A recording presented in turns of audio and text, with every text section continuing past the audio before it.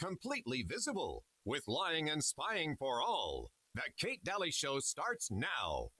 There's not one of you who would dare to write his honest opinions. The business of a journalist is to destroy truth, to lie outright, to pervert, to vilify, to fawn at the feet of mammon, and to sell himself, his country, and his race for his daily bread.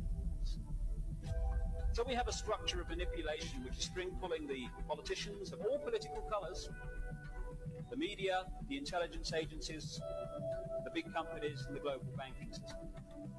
And the plan now is to create so much conflict around the world, so much chaos, including a massive global collapse, which they'll engineer someone else to be blamed for, that we'll have a situation where we'll have a massive problem which has to find a solution. And the solution will be centralized government, centralized bank.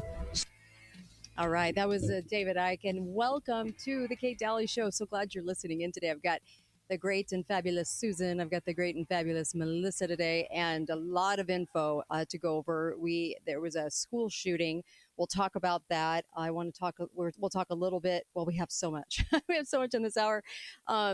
And a few of the latest Tucker interviews to the people that he interviewed. And so we have a lot on the docket. The headline today is Republicans secretly want Kamala to win Hormala. And I have to I have to say, every day it's a headline like this to make it look like we're done. You know, conservatives are just absolutely done for. But rest assured, I think that this is a big buildup of drama. And the other thing is, the only ones that would actually, if that were true, would be the complete and total rhinos like Mitt Romney and Lindsey and all of these folk that I can't stand. So just to kind of let you know, the headlines are so into creating this drama. It's just so gross, grotesque. Every day I wake up to think, okay, what's going to be the next one? So today it's Republicans secretly want Hormala. All right, Susan Reeve, how are you? That's a pretty big secret because most people don't know about it. Yeah. Yeah. I mean, anyway, it's the headline du jour of the day, the soup du jour. I also wanted to quickly mention that Friday, it looks like we'll have Greg Manarino and Dr. Brian Ardis visiting the show. And then tomorrow we have Thomas Del Beccaro, who wrote the book, The Lessons of the American Civilization, and also Chris Ann Hall. All right. So, Susan, let's start with the school shooting in Georgia. This just happened.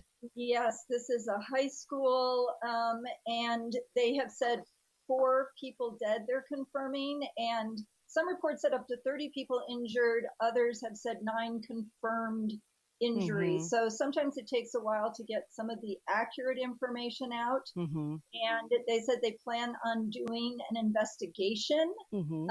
I can't tell if they don't put it in the first few lines of an article that they've caught the shooter. You sometimes wonder if they do, but sometimes you find it further down. And so I've been scanning and scanning all the new outcoming because it's a blizzard of information. Mm-hmm. And I do remember seeing one that they took somebody into custody, and now it's almost like I can't find it. It's almost like the news doesn't want that to be the focus. Yeah. Like, why are they making it so hard to find that information? Yeah. And they're not confirming that the person's been taken out or that the person was a student or that a lot of information unconfirmed.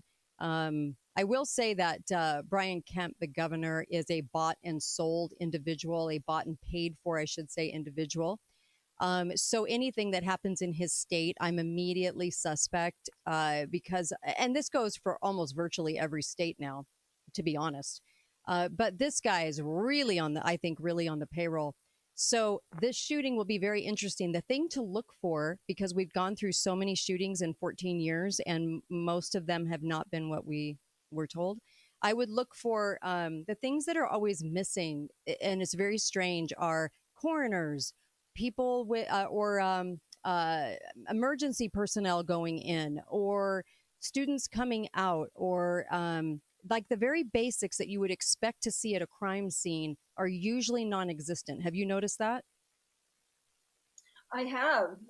It's surprising. You would expect Like what happened actually in Columbine, where you had tons of emergency services show up. This is they are working with the police, the sheriff, the FBI, the state police. Mm-hmm.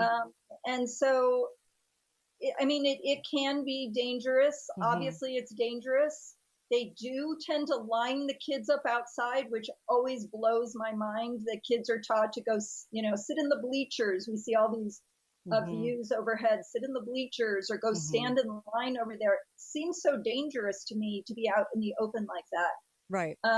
It says now we're in the process of reunifying students with their parents. The police said the situation is fluid and very active and ever developing. They always use the word fluid. It always cracks me up because they coined that word about 10 years ago and everything became fluid. We're fluid. And it's so bizarre. And whether this is real or a false flag to take guns again, which I would imagine, I've gone through so many shootings, and I would say that most all of the shootings have been false flags. Florida, you name it. And so this would not shock me or surprise me to see another false flag. Right now, they're saying now it's a 14-year-old boy who's the shooter. And so by false flag, it can mean a whole bunch of different things, including that people were put up to it. And we're not even saying by who, right? But that there was some kind of coordination. It wasn't just organic, right? That was some type of prompting, encouragement.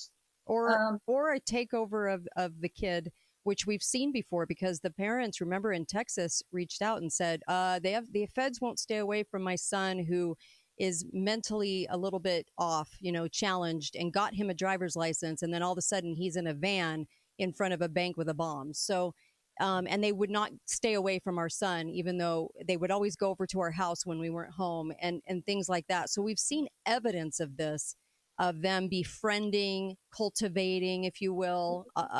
Grooming. And I'm not saying this is it because we never know, right? When we jump in, we try to stay unbiased.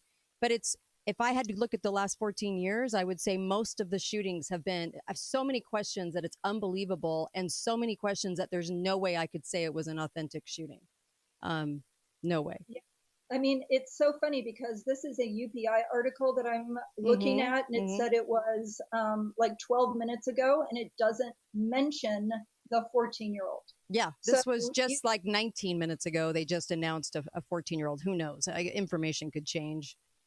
And I would be surprised if it was more than one person. I mean, that's rare. But this is 50 miles west of Atlanta at Appalachia High School. Yeah. And so Georgia is going through some really interesting things right now. There's a big standoff about releasing some unsealed, they were never sealed ballots. And they have a court order. They're supposed to be releasing these thousands of ballots from the 2020 election so they can be looked at. And there's a standoff between people in charge of the ballots and the people who have a right to see them. And that was just reported in the news today as this massive standoff. And now this happens. Thank you for that info. Interesting court, coincidence. Yeah. Most people would think that is a coincidence. And because we don't know for sure, all we can assume is that they happened within, time proximity to each other. But anyway, I'm just reading this where it says students go and sit in the large stadium. Yeah. How is that not dangerous to be out in the open? I still don't get those school protocols. Yeah, this is okay. So the things to look for.